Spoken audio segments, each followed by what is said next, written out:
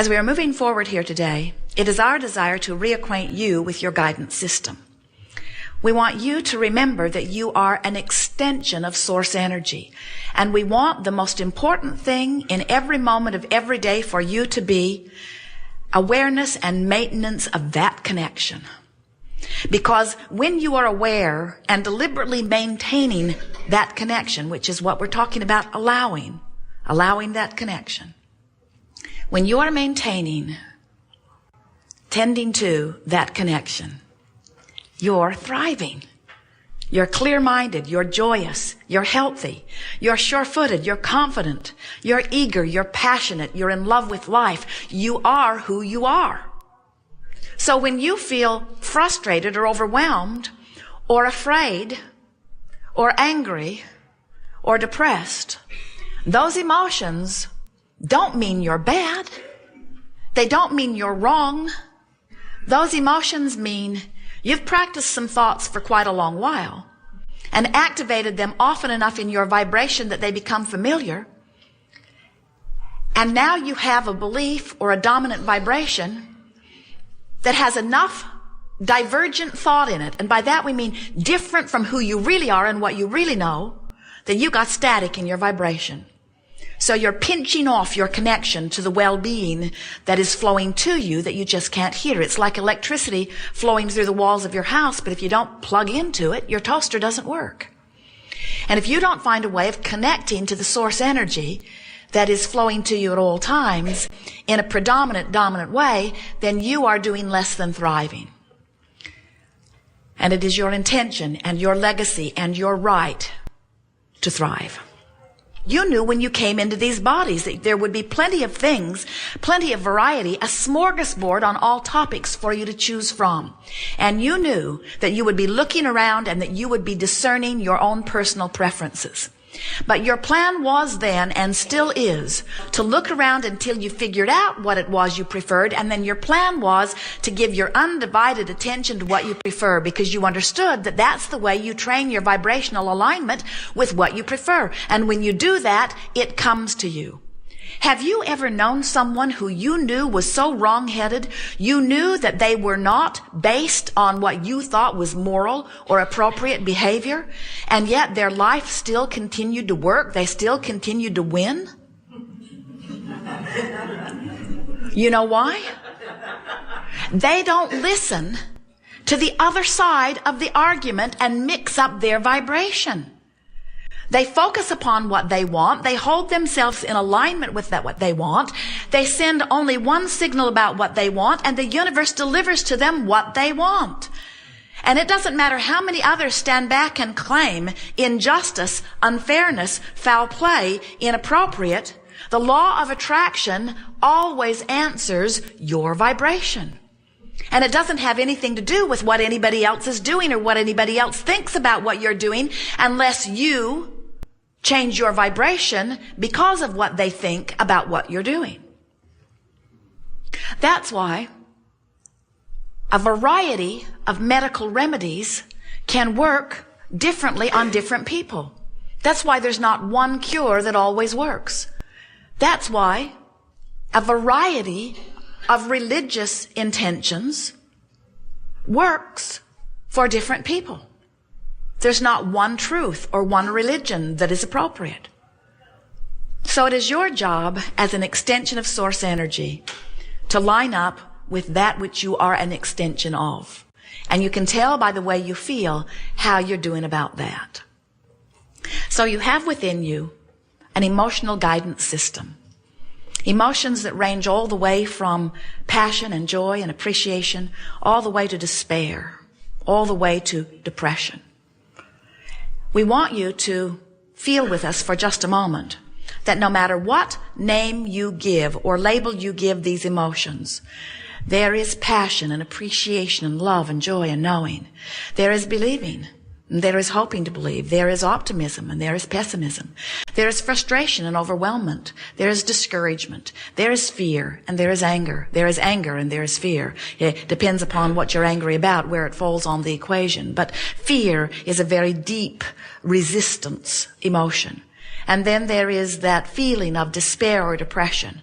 And we want you to notice that as you move up or down this emotional scale, that on the end that feels wonderful is the knowledge of empowerment. That's where the perception of freedom is.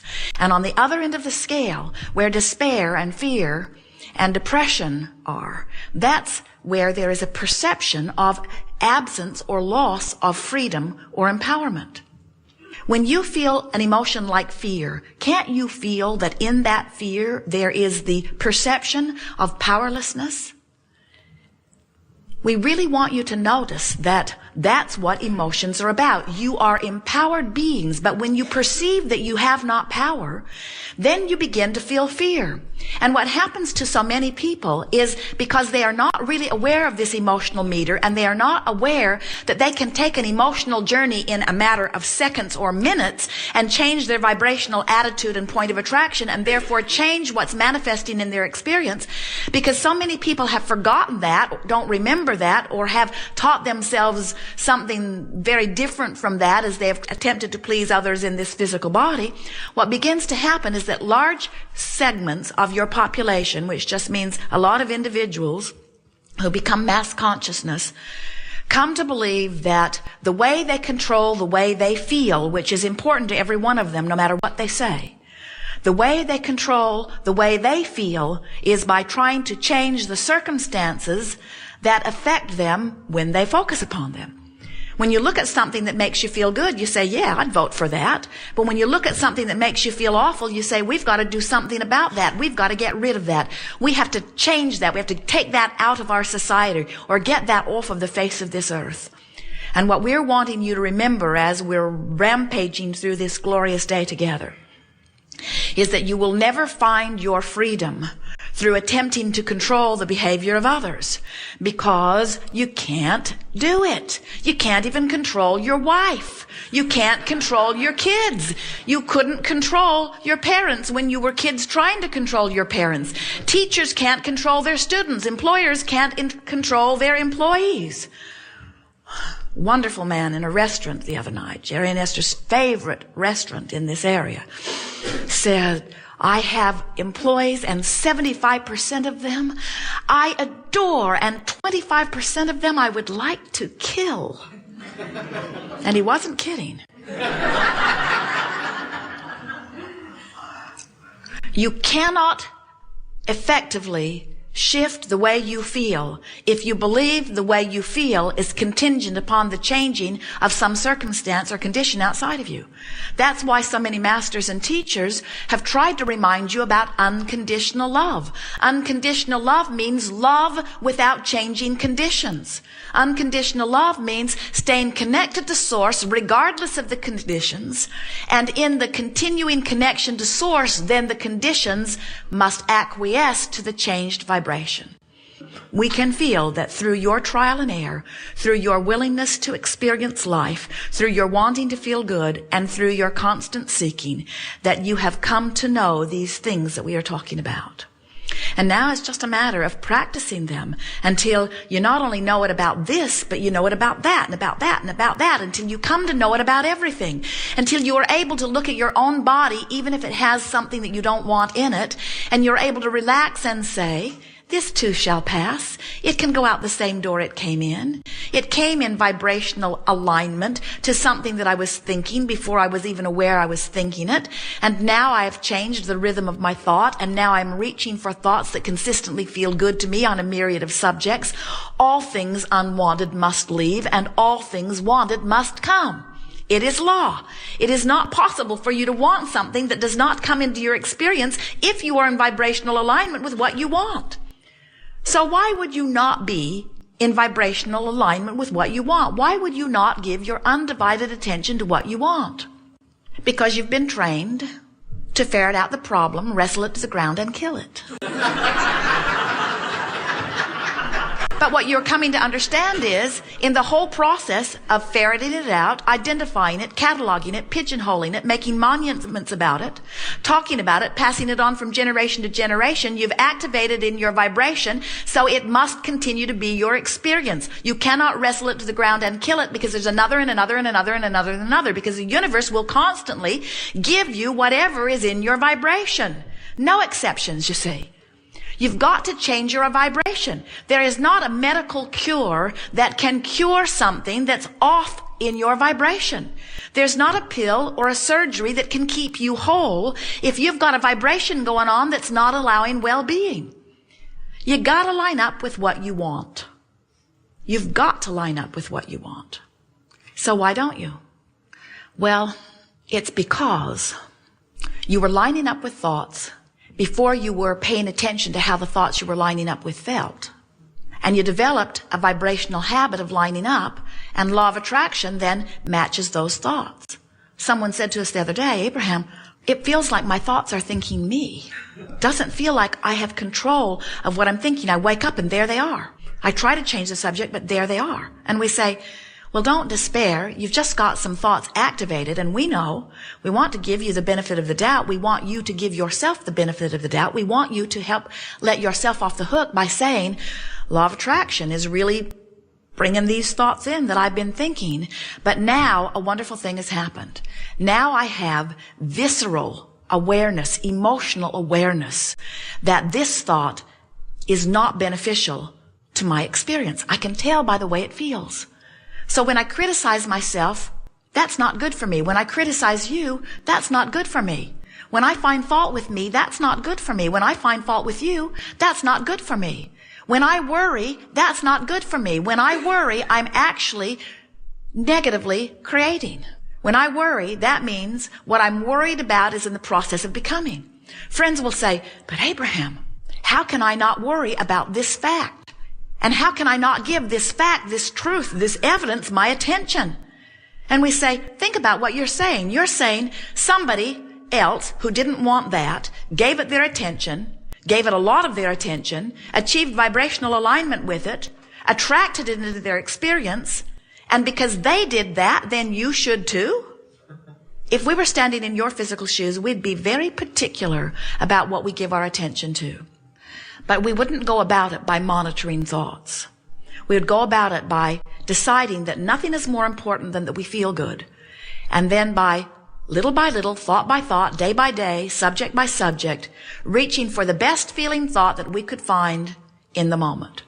The journey from not enough money to plenty of money.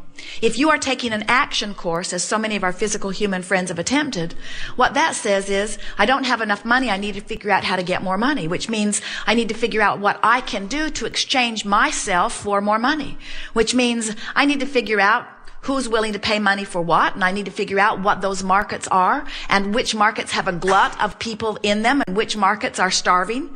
And then I need to train myself so that I fit into the right market, and then I need to find the money so that I can get the training, and I have to find some way of surviving while I get that training. And then I have to convince others that are competing for those jobs that I am the one that should have those jobs. And then, as I sit across the desk trying to convince someone that I am the one for the job, then as I receive the job, then I've got to do everything that I can to make sure that they understand that they made a good choice in me. And then I have to adjust to the money that they decide is appropriate for me to make under these conditions. And then I have to convince them that I'm really worth more money. And then I have to compete with all of the others that are trying to convince them that they are worth more money. And we say, oh, that is so hard. It's no wonder you're discouraged. We'd be depressed too under those conditions. In other words, there are so many circumstances and events that you have to try to change, which you have no power to change. But when you understand that instead of trying to take that long, slow, convoluted, very hard, very difficult, very tedious action journey, if you would decide to take an emotional journey, and let us tell you what the emotional journey involves. I've got to go from worry to hope. That's it. I just have to talk to myself right here, right now, so that I feel a little more hopeful and a little less worried. And do you know that you could do it in a minute? And then you could do it in another minute and another minute, and you could train yourself in less than a day, certainly in less than 30 days, to have hope instead of worry, and then the universe will give you the job or the money or the resources or the avenue or the avalanche or the endless circumstances and events that will flood dollars into your experience. Because you do not have to do those things that others have taught you that you need to do because they thought they needed you to do them so that they could feel good.